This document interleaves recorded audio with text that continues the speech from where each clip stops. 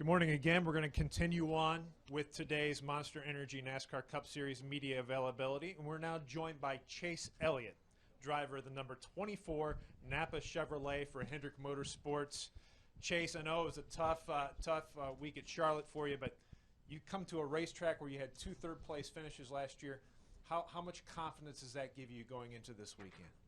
Yeah, it's a rough whole month of May, really, for us. We're happy to see June here, and just kind of another shot to try to improve and just get some good solid finishes, if nothing else, or really just finish would be good. So that's our goal this weekend, is to try not to have anything stupid happen, finish, and hopefully just try to move on down the road and try to get some just solid days, just good experience, execution, and just exercise all the parts of the race that you have to do to run well and compete to win. Good deal. We're going to open up the floor for questions. If you have a question for Chase, please raise your hand. We'll get a wireless microphone to you. Questions for Chase Elliott? We'll start with Tom Jensen and work our way around. Hey Chase, Tom Jensen, FoxSports.com. Have you ever had a stretch like this before in your career, and how much, how easy is it to let go of it, and how much of it gnaws at you? I mean, it's easy to let go because you can't, or I think it's easy to let go just because you can't really change it, and what's done is done, and a lot of it's just been, I don't like using the term bad luck, because I think a lot of your luck starts when you leave the race shop, but I guess just misfortune and kind of being at the being in a bad spot at the wrong time. So I don't like using the term bad luck, but I guess some of it has been, so to speak. I'm not real sure what you call it, but we the big thing for us is you got to keep trying to stay high on what you have going on. Try to run well. If you put yourself in good position long enough, I think eventually good things will happen to you. I'm a pretty strong believer in what goes around comes around, and I think everything in racing, that's one thing I have learned over my career. I think everything in racing comes full circle at some point, so big believer in that. So I feel like if we keep doing our jobs and keep trying to run well and just keep trying to improve, I think it'll come around for us, and hopefully those opportunities will be there again for us to have good finishes. But I don't know that I've had a entire month be quite as rough as May has. Maybe at some point, I don't really know. Definitely have had things like that happen over time, but I just don't know that it's all been back to back to back like it seems like it's been here lately. So we'll take this weekend for what it is and try to get a good finish. We'll go next to Bob, and then we'll count up the Dustin. Bob, and then Dustin. Bob Pockris, ESPN. On his podcast, Dale Jr. said that Jeffrey was texting him trying to get your number to talk. I was curious if you guys talked and what Jeffrey say.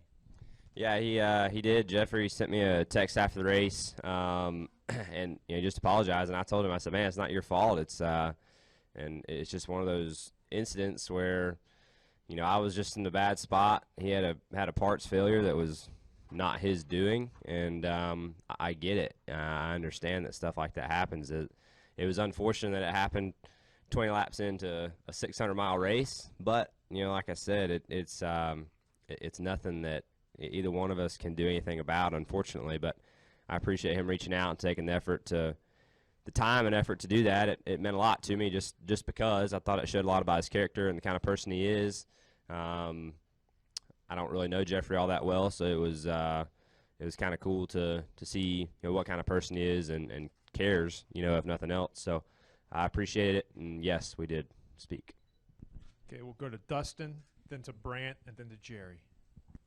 Dustin Albino, front stretch. Chase, compared to this time last year, what do you think the biggest difference with your race team is? Good question. I don't know. I feel like more than anything, I feel like we've just kind of settled in at home. I think this time last year was obviously our first go-around together in a lot of ways. As a group, being together, learning racetracks as we go to for the first time in a cup car and some of the different things that we fought. you still fight those things as time goes on, but I just think I feel like we just all feel more at home. We just all feel more comfortable with what we're doing, and maybe that's good, maybe that's bad. I'm not sure. I think if you get too comfortable, that can be a bad thing. So I think you need to have some discomfort as time goes in what you're doing to try to push yourself to do better. But I just think that year of experience and being with the same group of guys, I mean, there's only one or two guys that has changed from last year to this year. So I just think our group has just probably come together a little more, I would say, in the last year. Go to Brant and then to Jerry. Brant James, USA Today Sports. The rough May you mentioned coincided with two guys getting their first Cup wins. Was it tough for you to not maybe cast an eye over there, just like wonder, like seriously, when's this going to work out for you? I mean, sure, you always want to win, and you always want to beat the next guy, but at the same time, Ricky did a great job at Talladega, had a strong car. Did a great job missing all the wrecks and putting himself in good position. He's put in due time. He's a champion in NASCAR. He's had success here. He deserves to be here, and why shouldn't he deserve to win? So he did his part and got the job done. So I'm happy for him, happy for Austin, also another champion that's put in his time and had an opportunity to win, did a great job, executed a great race. I hope that people don't say, it's a fuel mileage race, his first win. I just hate hearing that because the guy's been around. He's run well at times. He's had other opportunities to win. So I'm happy for him too. I hope we can do it at some point. That'd be nice. But sure, I want to beat him, but I respect it. I'm happy for him, and we'll have our opportunity as well. We'll go to Jerry and then to Claire B. Jerry Jordan, kicking the tires on that and Performance Racing Network. Coming into Michigan, you've got two Cup Series runner-up finishes and an Xfinity Series runner-up finish.